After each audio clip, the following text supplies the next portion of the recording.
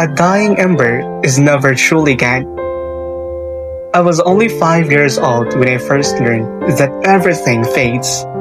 Even light, no matter how bright, eventually dims. I grew up in a life far from comfort.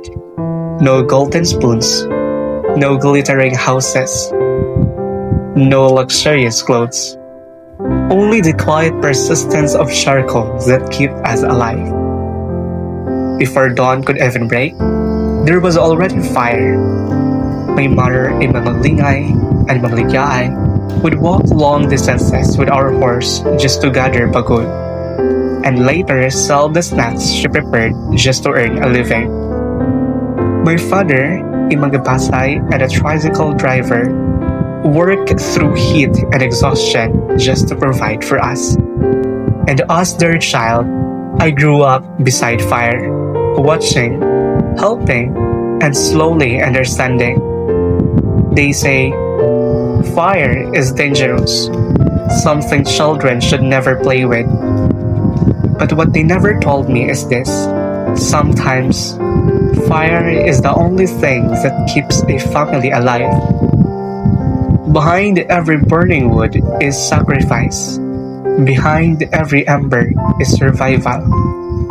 I have seen how flames consume, how they turn wood into ash, yet left behind something that still gives warmth.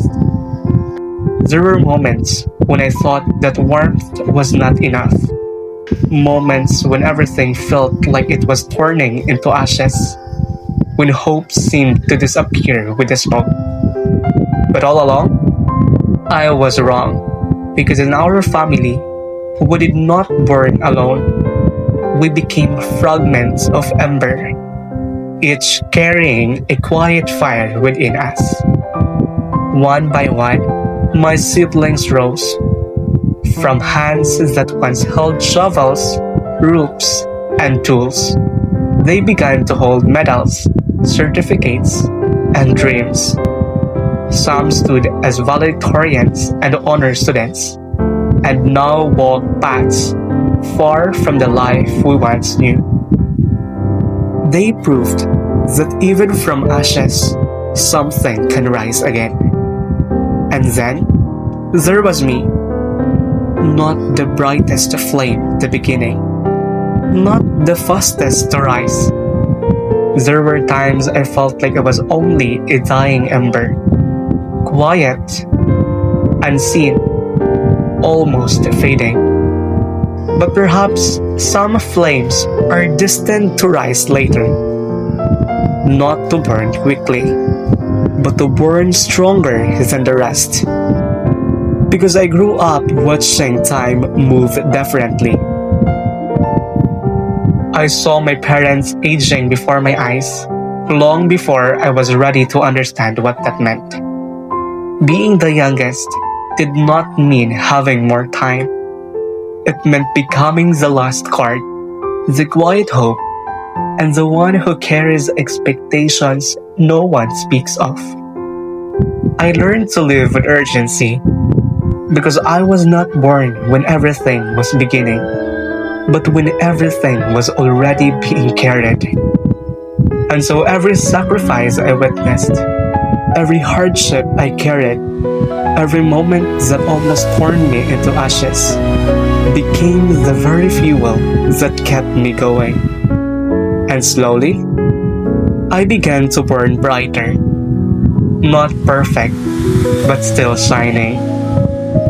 What once felt distant and surreal has now become a reality. I stand not just as a student, but as a reflection of every fire that came before me. I graduated with the highest distinction, not because life was easy, but because I learned how to find warmth even in failure, and eventually rise from it. I may still face moments when the light fades, when everything feels like it is turning into ash again. But now I understand this. A dying ember is never truly gone. It only means something is still alive, patiently waiting, trying, dreaming to rise again. And I am still here, an incoming college student, still burning, still learning, still becoming. Malayo pa, pero malayo na, at malaya na.